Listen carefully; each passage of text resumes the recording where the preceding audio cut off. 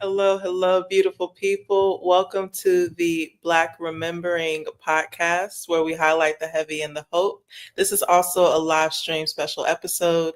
If you found yourself here, then you are in the right place. This special live stream episode features a conversation between one of Black's narrative organizers, Tanya Whitfield, and myself, NitaJade. So, welcome, Tanya. Hey, hey, hey. We must have been on the same wavelength because Black and BIPOC mental health is on my storytelling schedule for our Black Alternatives podcast series. So I love that we're talking about Minority Mental Health Awareness Month. And for those of you who are tuning in, please keep your ears peeled for follow-up episodes about Black and BIPOC mental health later on in the Black Alternatives podcast series. All right, so Tanya, can you tell us about Minority Mental Health Awareness Month? Okay, so when I was looking up, because every time a month starts again, I just look up the month and it'll show different things that's going on. So when I looked up for Minority Mental Health Month, and of course I go shopping through Amazon. So I always try to find different things that kind of go with that. And I found me a shirt, but I didn't find like bracelets and stuff. So then I just used mental health stuff because I do great swag bags. So actually, I'm gonna look this up. So Beb Moore Campbell, National Minority Mental Health Awareness observed in July, was established to raise awareness about the unique mental health challenges faced by racial and ethnic minority groups in the United States. It's named in honor of Beb Moore Campbell, a mental health advocate and author who worked to reduce stigma and improve access to mental health care for underserved communities. And so, just even when I look at, and I have said this a few times, this is the first time with Miss NitaJade, but my dad, I grew up in the 80s, and even then it was not a big, thing for Black people, especially Black men, to talk about their mental health. But my dad, he was a champion. He really was. Like, he was really about his mental health. But of course, as a kid, he didn't say mental health is important. And I don't even think I really realized, even as a kid, that that's what he was doing. I just always thought that he just about his business. And also with my cousins, which was his nephews, he would have these conversations with them about talking about their feelings, and that it's okay as a man to cry. It's okay as a man to share your frustrations, because being upset and angry is not bad. It is what you do with it. And so as a kid, I just thought, oh, all the family's over here. I just thought it was cool. But, as I got older and was asking more questions and things like that, it was like, oh, that's what he was doing. And so all that to say, you know, us as parents, us as, leaders, whether we're in community or, even we just walking down the street, when people see us, whether we think we're influencing them or not, we are influencing them, because I think about my dad. He would just walk down the street, go to the store. People always stopping him, asking him for advice, and seeing how he doing. And I know in his mind, he knew he was the OG of the Black, but like that wasn't his thing. And I notice when people say like, I'm not a influence. I don't influence people. I'm not a role model. I'm not this. I'm not that. Well, you might not feel that you're a role model, but clearly people coming up to you, asking you questions. And of course, we're not saying you're a role model, so we're going to ask you questions. But that kind of, I feel like it's kind of assumed that you're a role model because they keep coming to you. Yeah, yeah. So thank you so much for bringing this to my attention. I didn't realize it was Minority Mental Health Awareness Month. I knew that like mental health awareness months existed, that there were different months throughout the year. But didn't realize that was one specifically for minority mental health awareness. So Thank you for that. I'm also thinking about you speaking about your dad has me thinking about my mom always, and how every generation tries to do a little bit better than the generation before. So, like my great grandma, rest in peace, rest her soul. She didn't really have an outlet for mental health, and just I am transparent to a fault sometimes. So mental health runs on both sides. My mental illnesses run on both sides of my family: schizophrenia, bipolar disorder, anxiety, depression, both sides. So any family member that ever had any mental illness, they were taught to hide it, to not talk about it. It was dismissed.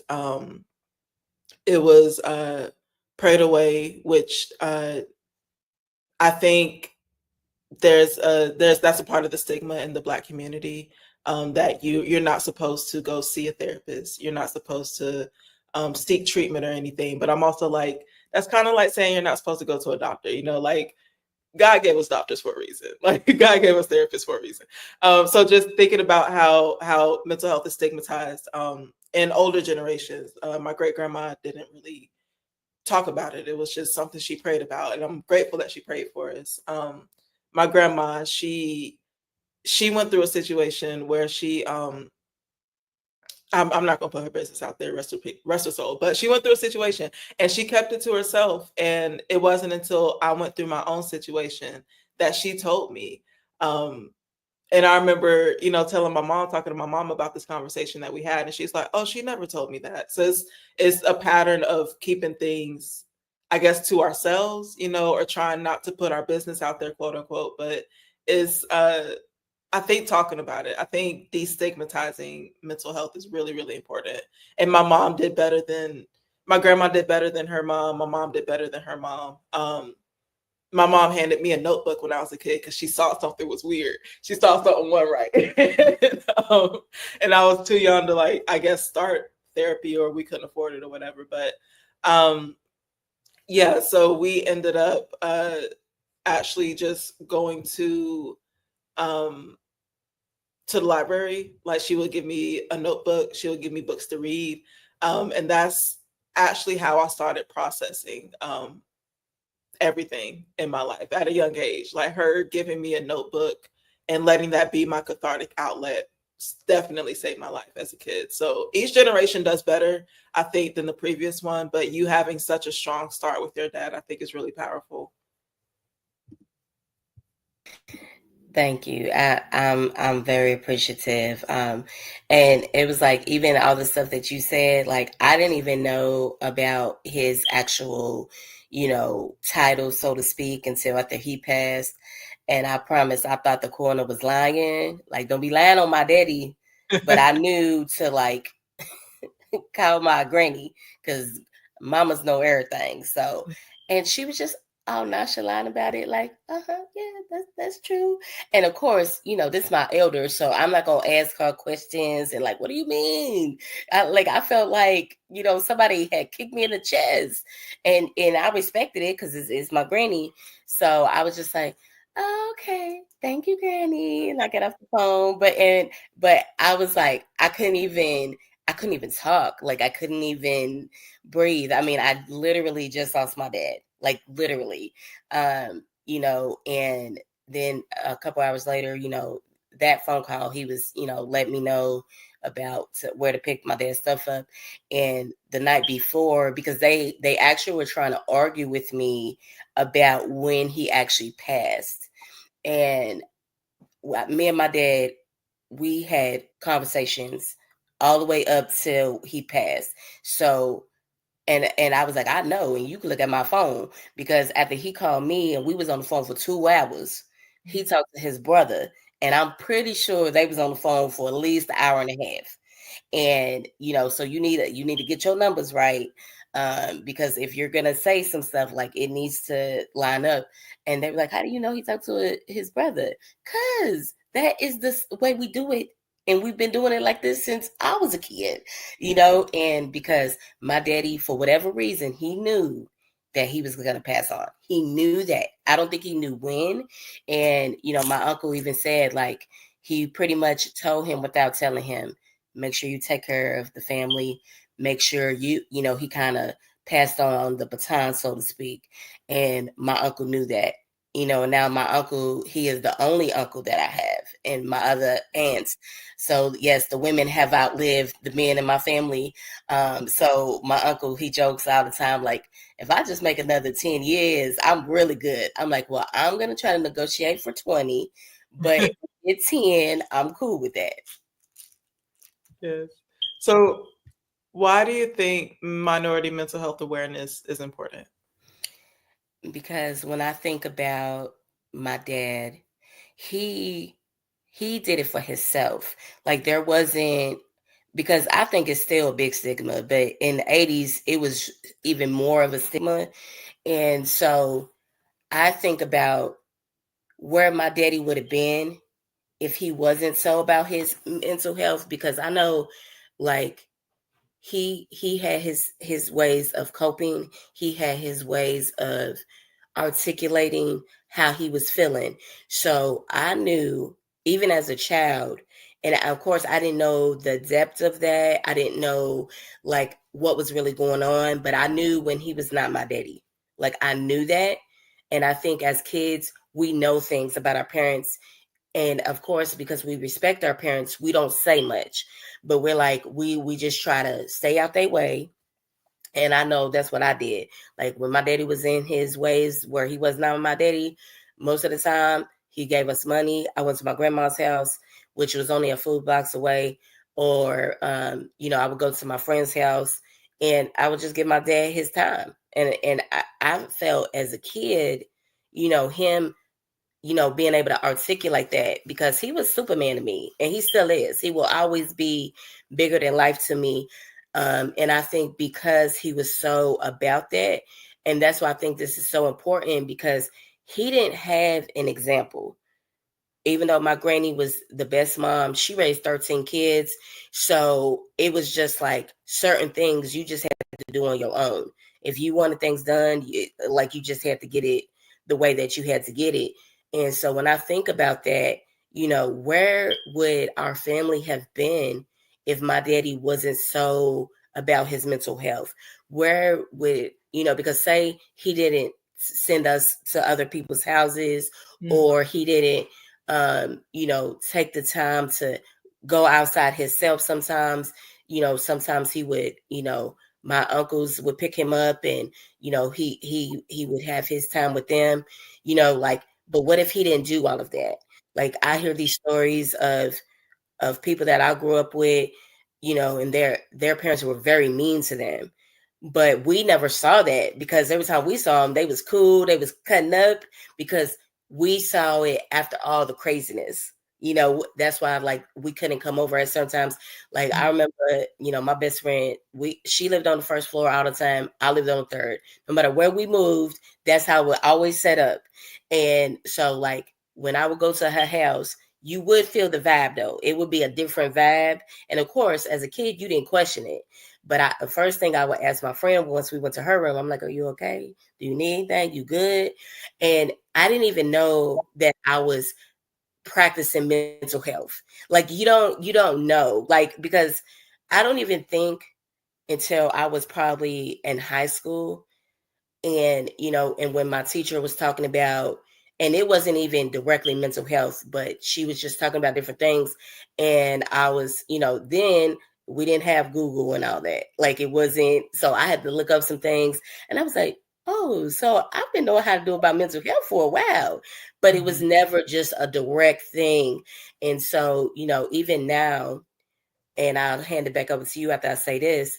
When I talk with my cousins, that we are very close, and we are the next set of the leaders in our family. And I remember my cousin, he would say all the time, man, if Unc would not have been so about taking care of us, being the leader that we needed in the family, if he wasn't so about making sure that we knew that we could be real with him, that we could share what we needed to share, like, I don't know where I would be, because, like, he was that real with it. And I'm just like, I appreciate that, because this is my daddy. And even though he been gone 18 years, to still have such, not just in my life, but in our family's life, is such a beautiful gift. Yeah. So I like to think that the memories that people have of a person and like how we continue to carry that person with us even after they're gone, like that speaks to who that person was, like that really shows how special they were, how impactful they were. So I'm really glad that your dad had such a huge impact on people's mental health.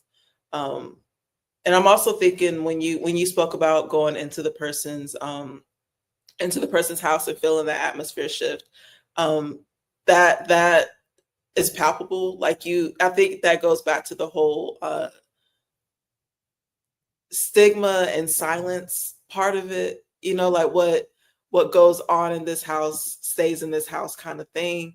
And I get, our ancestors had reasons for that. It was probably a safety thing, but also it's 2025 and we got to stop doing that. Like we got to stop doing that.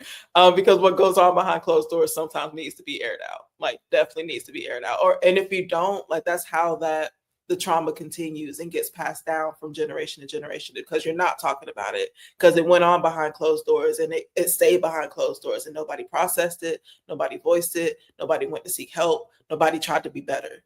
So yeah, I'm also thinking about how, your dad didn't have a model. um my mom also didn't have a model, but something in her was like, hand her a notebook, give my sister a paintbrush, get my brother into sports. She gave us all outlets in different ways, handed us all outlets as kids and let us process that way, especially if we feel like we couldn't speak up or talk about anything. Like, she gave us an out, right? And I'm really, really, really grateful for her, to her for that. And I'm also grateful for her. Like, I adore my mom. But anyways, I'm also thinking about how when I got into elementary school, and I went to like a predominantly white institution. So it was, I think me, my brother and my sister until they went to middle school, and then like maybe one other Black kid in kindergarten and fifth grade, like everybody else, like flies in the sea of milk. But I think that I'm speaking on that because I think that's why she was so adamant about getting me into counseling in elementary school. I would go and see the elementary school counselor for anger management, which is hard to believe because like I'm so nice now, but no, I had anger management problems as a kid, and now that I think about it, I think it was me as a young Black kid being in an environment where nobody really understood what anxiety looked like for me. Like, it looked like anger to them. I think anxiety often manifests as, or looks like, anger for different people, for Black people, like, right, like my sister and me, we often get written off as like having attitudes, especially if we go into a Walmart or something. Like, I have to mentally prepare to go into a Walmart because people expect you to move out of their way. Like, nobody can say excuse me. But really, all jokes aside, it's overstimulation. It's being in an environment where there's so much going on and our senses are overwhelmed and our anxiety is just up here, and that looks like us having a stank face or being curt or being short or being nasty. And it's not really that we're angry, it's not really that we're mean people. It's like, I have reached my limit and I need to go, like, right now.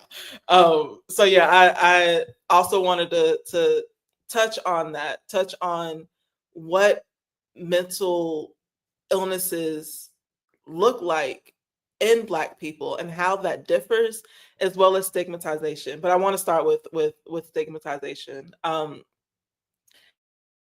especially in minority communities. I think we often are presented as if we can't have mental illnesses, which is wild to me. But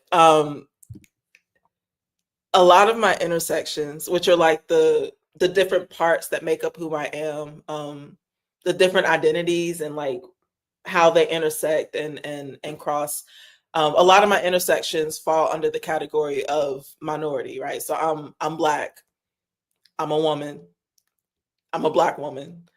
I'm a part of the LGBTQIA plus community. I'm a person with disabilities, invisible, invisible, and so on and so forth. So there's this notion that we have to cover up ourselves in order to be a part of society. And there's a sort of shame associated with mental health in all of the above categories. And there's like a wagging the finger, victim blaming mentality, right? Like I grew up in a non-denominational church, but it was really Pentecostal. And while I appreciate like most of what I was taught, no shade, no tea, I've developed my own beliefs. A part of those beliefs is believing that mental illness isn't demonic. It isn't like a demon that you can expel. It's a part of who people are. We're often born with mental illnesses or born with disabilities or they're trauma induced or they're like just we just pick them up, you know, as life goes on. But a part of those beliefs is believing that mental illness, my beliefs, believing that mental illness isn't bad. It isn't like, you know, something to be scrutinized or uh, ridiculed or made that person should have feel guilty about it in any way. I believe that we are given certain tools to be better and that we are free to use those tools without guilt or shame. So, like therapists, I mentioned earlier, I think God gave us therapists. I think, you know, prayer and meditation exists for a reason. Mantras exist for a reason. Affirmations exist for a reason. And medication exists for a reason if that's the route that's right for you. I think it's all about what works for the individual and not about what we think is best or how we should wag a finger at that individual. So, yeah, what are your thoughts on that? Yeah, and especially with me being, I'm a survivor of domestic violence, and you have heard me talk about, why I'm so passionate about it because there are so many different, um, what's the word I'm looking for? A lot of misinformation Yeah. of and stereotypes when it comes to domestic violence. And I believe that it's your environment, but it's not just one thing or another, because like when when I first lost my daddy, I lost me. I lost my whole thought. Like I lost everything. And I don't even think I really realized how hard it was on me because at that time it was only me and my auntie that got everything ready for the funeral. And at that time my siblings was in other states and we had to bring them down here, and money was not there, but we were like gonna figure it out because that's what Black women do, right? We figure it out. And that's not just people saying that, like that's true, we do. Like we can have like a couple $100, and it's like, how do you get two people down here plus feed everybody? And I tell you, if y'all would have saw like the food and the liquor that we had for this, you would have thought this was a buffet alcohol situation. Because it was like, and I mean all the elders was there. I mean, like for real, I had half of the people hadn't met since I was little. But that's what happens when the eldest passes. And I remember like seeing these, a lot of my aunties on the other side, because my grandpa was a Rolling Stone. Wherever he laid his hat was his home. That's a real thing. That ain't a stereotype. He was. And so like my dad, he was 5'8", but some of his sisters was 6'4". You see the difference on that? That's crazy, right? But see, my grandpa was 7 foot, but my granny, she was like 5'2", but I always say 5'4" because I want to give her extra height. And I think about, you know, what was my granny going through? Not just because she was raising 13 kids, but she had 3 jobs herself. All the elders, they went to school, but they still had to find ways to make money, and that was the thing. And even talking to my dad about it, he didn't feel that it was a sacrifice. Everybody talks about, that the older kids always sacrifice for the younger kids. He never saw it like that because he knew that school was not for him, even though he was very intelligent. If you would have talked with him, you would have thought that he went to school way further than he did because he always read. He was a very well read, as they say. He really was. He picked up any book. But I think some of it was why I knew of his mental illness. But of course, as a kid, I didn't know that that's what it was. I just knew that, there was some spaces he didn't feel comfortable in. Like, that's why my mom was the PTA mom. That's what I call her. She went to all my events. She went to all my siblings' events. And like and they had their divide and conquer thing. Like, he had his part, she had her part. His was more inside, and I think that was how he was able to do the things that he was able to do. And, and to fast forward it, when I think about me with my daughters, when I need my time, they go to their room or they go to one of their friends' house, just like when I was a kid.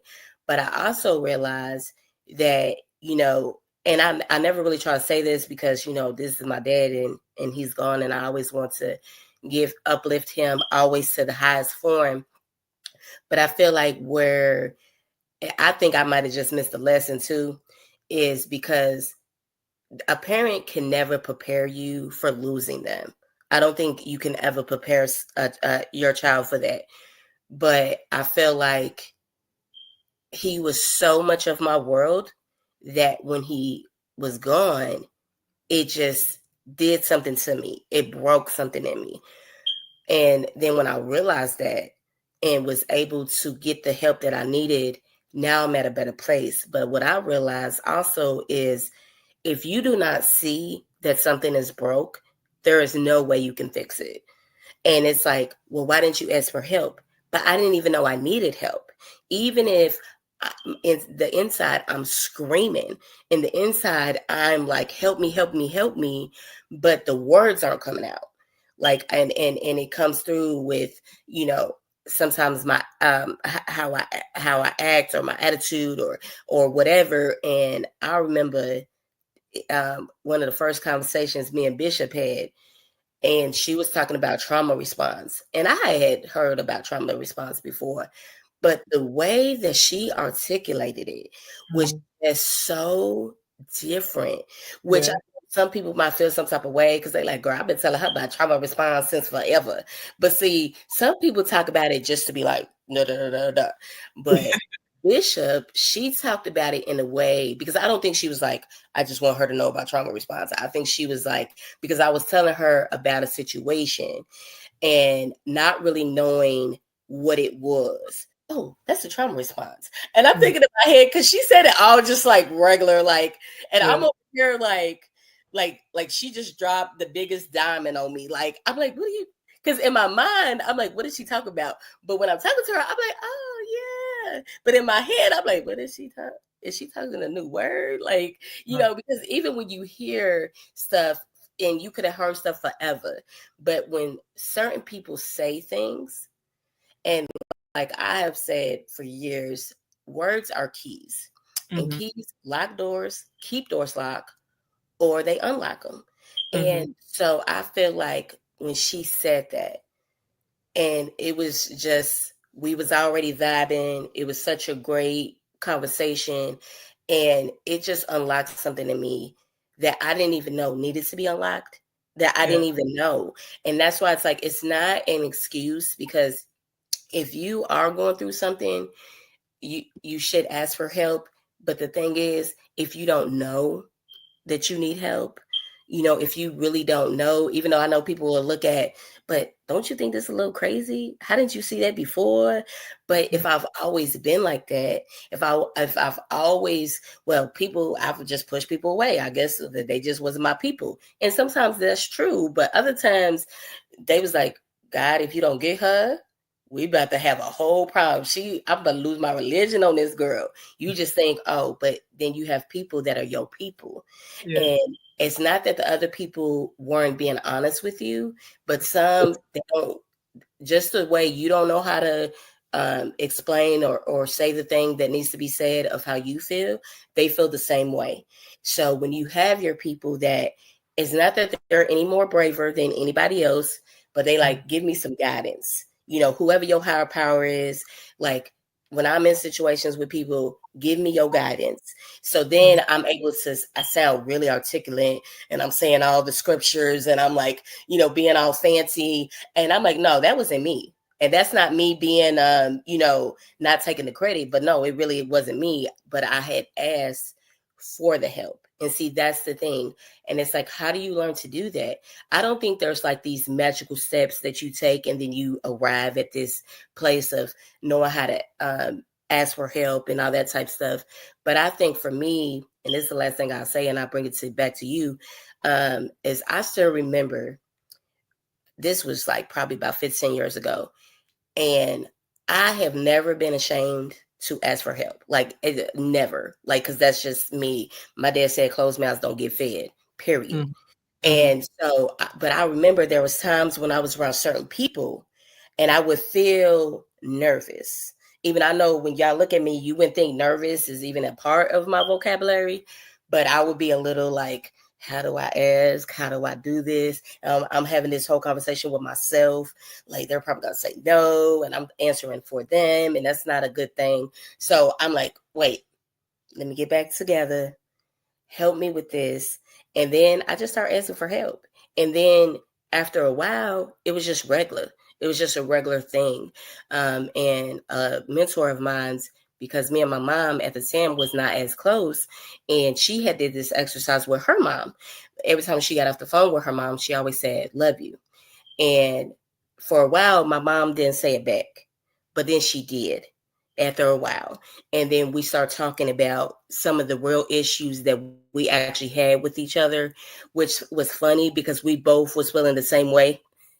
And so like we both were nervous. We both were scared to say something. But one of us had to take that leap, had to be in that place. And no, it was not easy. It was not something that just came, but over time. And now all these years later, I mean, we are so close. People would have never thought we weren't close, because even as a kid, I always respected my mom. I was Me and her were always seemed close because we was always hanging out together. We always was going places, but now we're in a deeper level of that. And it was very risky, but it was risky for her too, because she didn't know. I mean, she lost my dad too. I wasn't the only one that lost him. That was the love of her life. And to go on like that, and so when you think, and when I think, and this was something my dad told me, when how you feel, and you feel bad about what somebody has done to you and not taken away from that, but imagine how they're feeling, because nobody happy with themselves, nobody at peace with themselves is going to just go out of their way being hateful or nasty or mean. And it's not to say that it's okay for what they're doing, it's just to give you a perspective, Mm-hmm. to look at, to see that, you know what, they got some issues too. And Mm-hmm. I think we have to stop shaming. We shame people too much. I know people say it's okay not to be okay, but it's never real. Most of the time, people just like to say that. And so people know that. It's like, man, I ain't gonna talk to you because yeah, you just want to know my business. You ain't really here because you actually care and you actually want to know what's going on to help me, even if that means sending me to someone else, but that's still you helping me. But some people just want to like, oh, I just want to know what you said so I can put it on Facebook. But I hear you. Some people just want to be messy, but I also think there's like a balance that we can strike, right? Because I feel like I've seen this on extremes, like on the spectrum. There's either like I am shaming you entirely, and then there's I am defending really really bad, horrible, toxic behavior on your behalf. And I think we have to find like some kind of middle, because like I think empathy lands us right in the middle, right? Like what you were saying, that person who is being this hateful and spiteful person probably has something going on within them, and we can understand that, and we can also still hold them accountable for whatever they did in their hurt, because they still hurt somebody else. And that's like the pattern that I've seen a lot is like, because how are we I'm not going to get into that. That's a whole different tangent. Um, but I think that's how like a lot of hurts continue in communities. You know, like if we know that this one, I'm gonna just call him Mr. Such and Such. If we know that Mr. Such and Such is like hurting people like again and again and again, but he might have a title or he might be in a certain position or he might have had like a rough childhood. So we keep like making excuses for Mr. Such and Such and he keeps hurting people. I can't do that. Like we have to hold him accountable, but still understand like he was hurt too. You know, it's a balance that we have to strike, and I think we often go like to the extremes. But I really appreciate what you said about keys and language. That is so important. And what Dr. Dinkins, what Bishop does a lot is make what we often call like abstract or lofty language like palatable to the community, right? Like effortlessly too. She's smooth with it. So it's like I don't need you to come at me with all these like $5 words from the mental health or psychology field. Like show me what that looks like in my body or on my person. You know, show me what anger or anxiety looks like and what a trauma response looks like. And she'll do that. She'll just drop it on you middle of a conversation. But you also mentioned this really beautiful moment with your mother where y'all said love you to each other, and that, for one, thank you for sharing that, and two, reminds me again of how generations, when I say improve I mean heal, like generations heal. And I'm thinking about how I don't believe my great grandmother really gave out hugs. I don't believe my grandmother gave out hugs until we started hugging her. My mom noted that difference. And I think it was again like, you know, the trauma that went on in my family, the harms, the excuses that were made. And I think my great grandma's way of saying I love you was acts of service. Like she'd pray every day. My memories of her is her rubbing her hands and sitting on the porch. And when she rubbed her hands, she was praying for all of her generations. She had 12 children, and I don't have her obituary beside me, but the grandchildren and the great grands got into the hundreds, like literally like 150 plus. But uh so her way of saying I love you or of giving a hug was just making sure you ate, you know, making sure the family was fed, making sure everybody was cared for. My grandma's way was also to make sure you ate. I think that's why I love cooking, because that's how I connect with them. But like she would go and make 2 meals. She'll make it a whole meal for her household, and then she will make a second meal for her mother's household and take that to her. You know, so everybody ate. That was how she did. Um, but she was not a physical person. She didn't even really like to smile in pictures. And I think in conversations with my mom, we saw that, you know, chip away a bit as we got older, as her grandchildren got older. She would hug us. Like we would come up and be like, can I have a hug? And she would give us a hug. She would smile in pictures, especially towards the end. I think she also knew that she was going to pass, so she would let us take pictures with her more. And it's just it's acts of love like that. You know, like now, you know, me and my mom, we've always hugged, but we hug like it's automatic when we see each other. We say I love you frequently. Like we do the Southern goodbye, but it's the Southern goodbye where we say I love you like 5 times. And just to make sure, like, did you hear me? You heard me. Okay. And it's really beautiful to see how generations continue to heal and improve. And one other thing, I think I think there is I want to make sure I'm saying this right. I think there is this notion that a lot of what Black people experience, or anyone of the African diaspora, is written off as like psychotic or psychosis, and it's not necessarily like the mental health that, you know, historically our medical history is whitewashed, right? We know that, and that's also the same with like psychology. It's based on non-Black people. So a lot of what we're misdiagnosed with is because they based it on what they know, right? It's that's I think that's why it's really important, for folks, if you do seek therapy. I was obnoxious with seeking my therapist. I will interview a therapist like a job interview. I want to make sure you're right for me. And I had to go through like 3 or 4 therapists before I found the right one. And I wanted it to be a Black person. I wanted it to be a Black woman. I wanted her to feel safe. I didn't want her to be homophobic. You know, it took a while for me to it. And anyone who is like tuning in, please take your time. Like it's find who you need to find, but make sure they're right for you. Don't just for instance, I had a counselor in undergrad, and he stopped. This is I'm gonna say a palm colored person, but he stopped me mid sentence to ask me what on fleek meant, and that's the day that I knew that he was not my therapist anymore. I had to leave.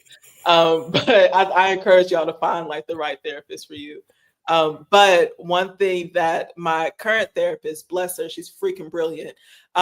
She's well versed in Black history, and especially Black history in relation to the psychological field.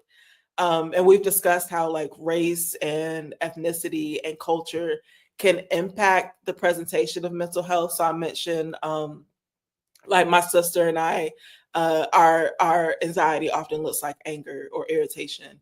But for instance, like growing up, when I heard of an anxiety attack or heard of a panic attack, I would imagine like a Valley girl hyperventilating into a paper bag or something. You know, like no shade to Valley girls who hyperventilate into paper bags, but anxiety looks different for different people. So it again looks like anger, looks like shutting down, looks like becoming emotional.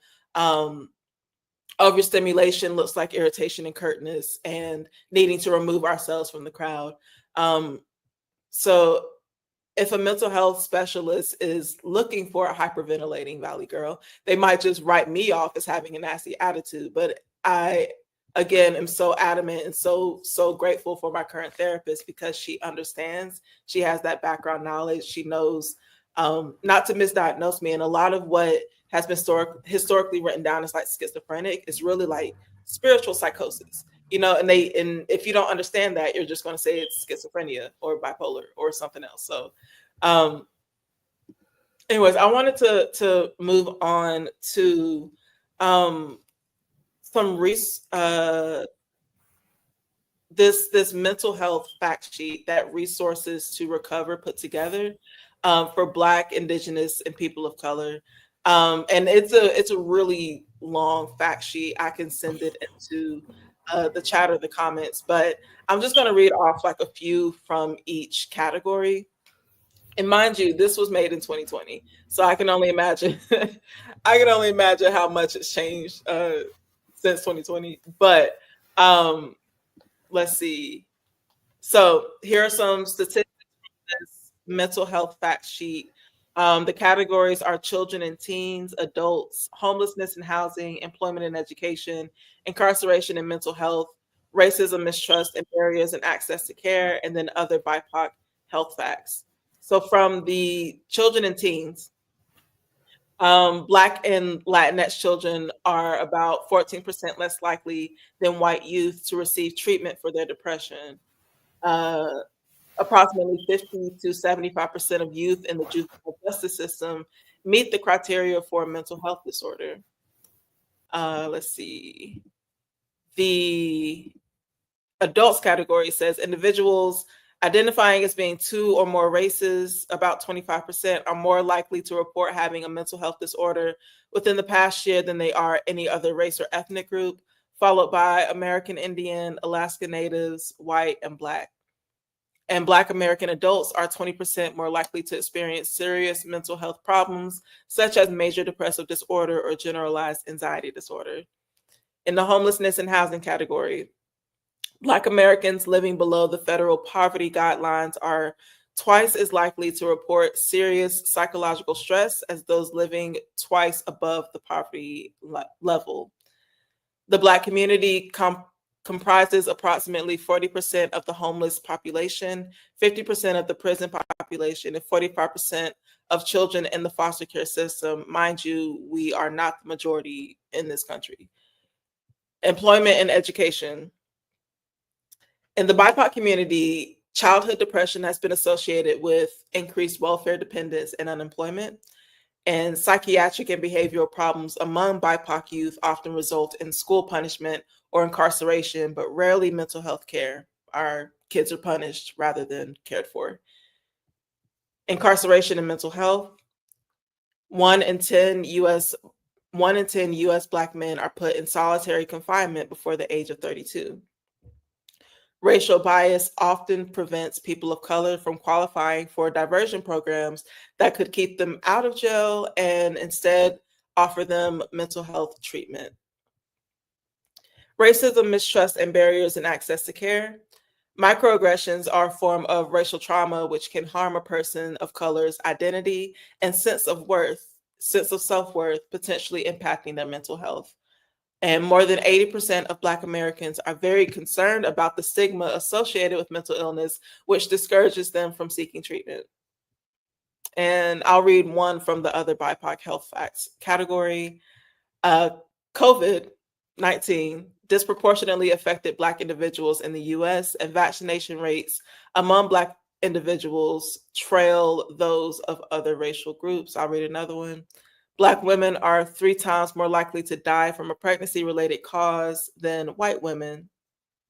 And one more, just for the razzle dazzle. BIPOC are more at risk for complications from heart disease than white Americans. This includes a higher death rate and is partly due to the barriers to healthcare access that BIPOC groups face. Now, when you think about physicality, when you think about finances, when you think about racial and social structures, all of that factors into BIPOC awareness, BIPOC mental health, right? Like I've had a conversation with my best friend, who is a child psychologist, specializing working with autistic children in elementary schools and kids with mental health and disabilities in elementary schools, and the amount of times that her students are written off as just bad is disturbing. She will go to bat. She will go to bat for her students, and I respect her so much. There's also this thing called the adverse childhood experiences quiz, right? We had to do this at one point in this mental health group that I was in, and this is like a score that kind of takes stock of how you were raised, what your social setting was like when you were raised. So like, did you have a 2-parent household? Did you ever go without a meal? Did you, XYZ? And you fill out this quiz. It's called the ACE score. And that score correlates with the health problems that you will face as an adult. So like the mental and non-physical things that you experience as a kid have a direct impact on your physical health. And that blows my mind, right? Like if you're let's take it back to me being like a Black kid in an all-white school. Like that's racial and social trauma that I experienced, and that could impact me in some ways.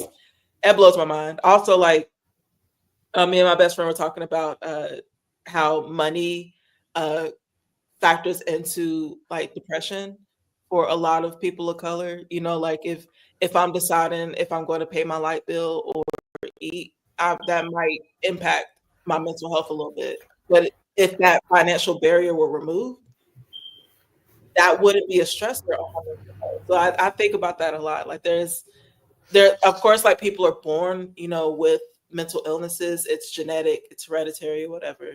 And then also like what trauma induces in us, be it like direct physical trauma or the trauma of our social structures or the trauma of racism.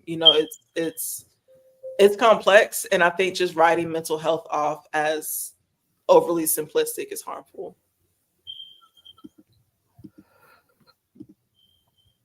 Yeah. So I actually have some Black Appalachian Coalition focused resources, but I wanted to save that before we actually closed out. So I want to pass it over to you, Tanya.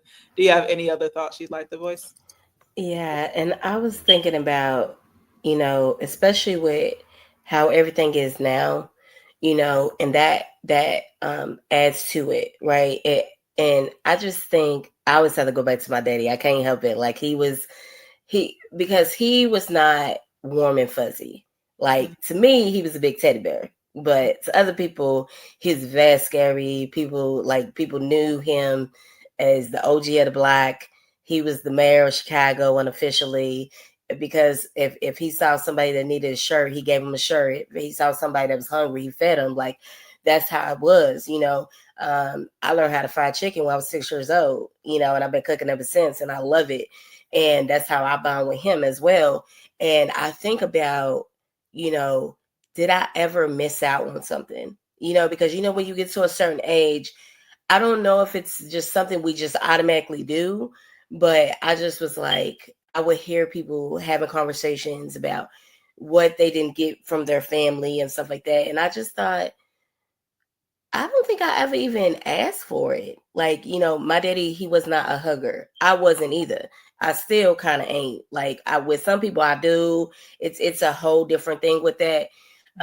But his way was we were sports and cooking and cars was our thing. Those was our top three things.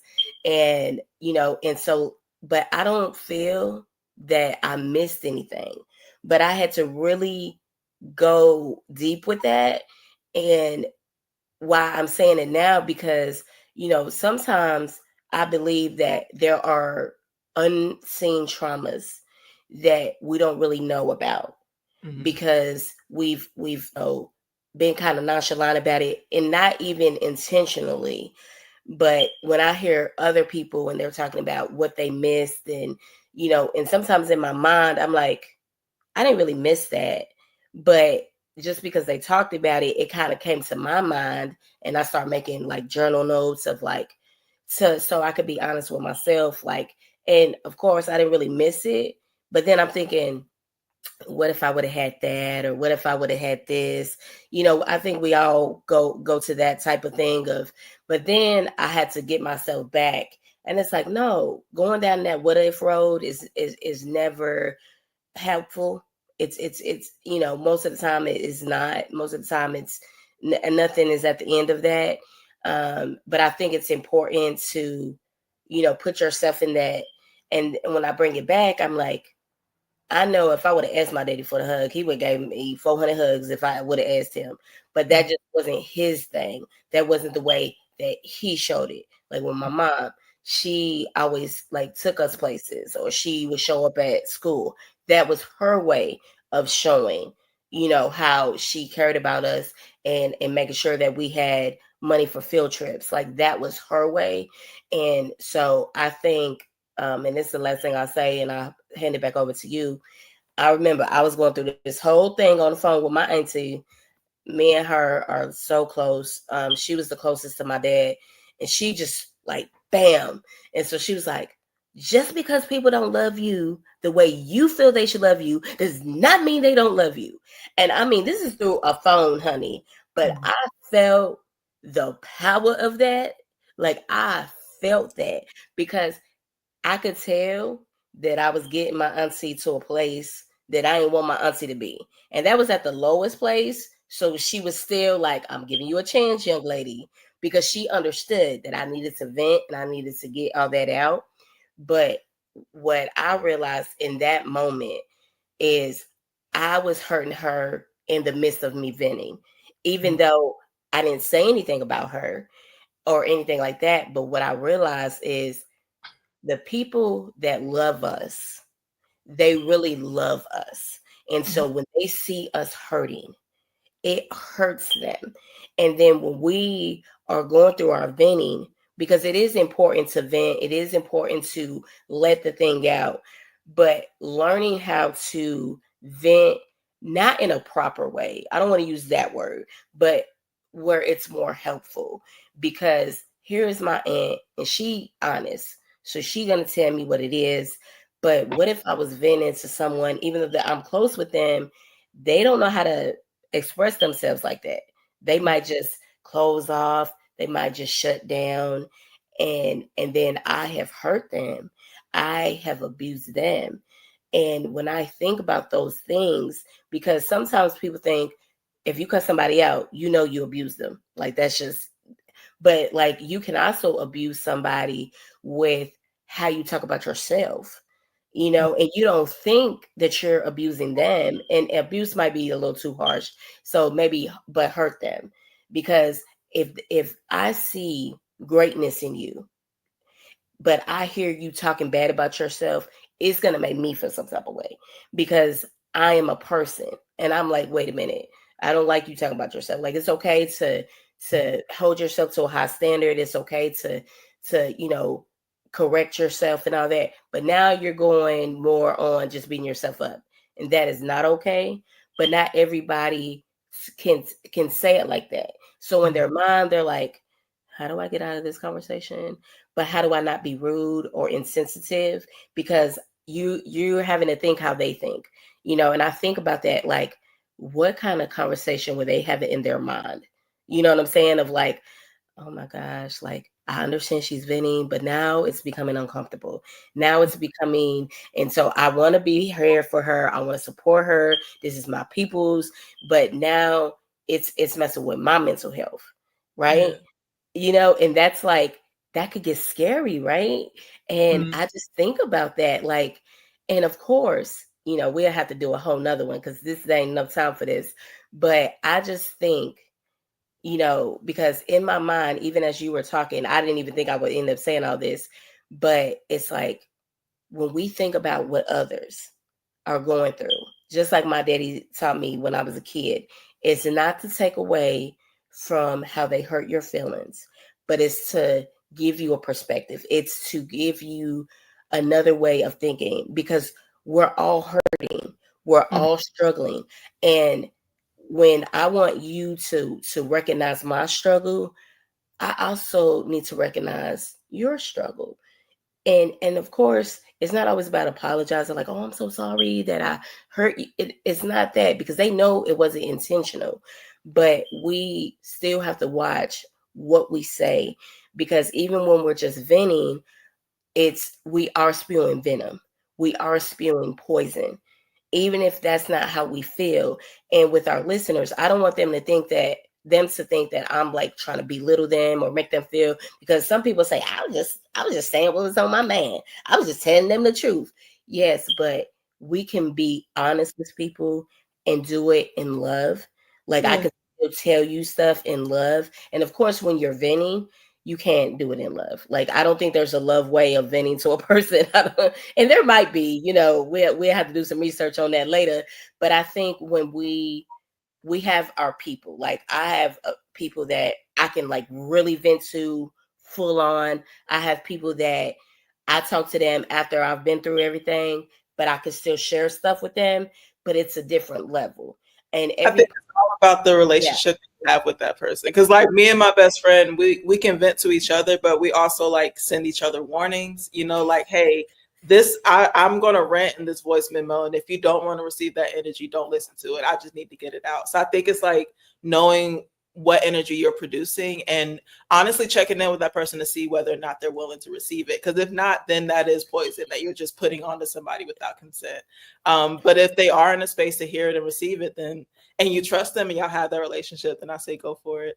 But I'm going to go ahead and wrap us up. Thank you so much, Tanya, for introducing this conversation to our audience and anyone who is listening. If any of this resonated with you, the Black Appalachian Coalition does have wellness resources that we are here to offer to you.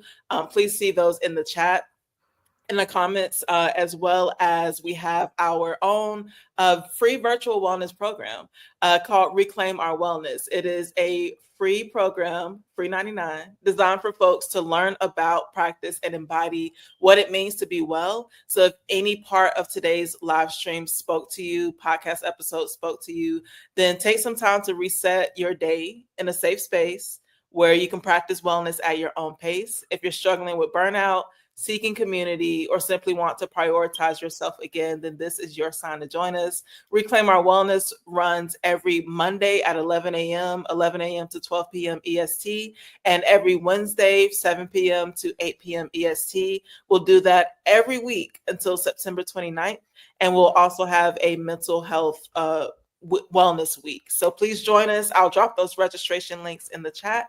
And until next time, peace and blessings, y'all. lessons.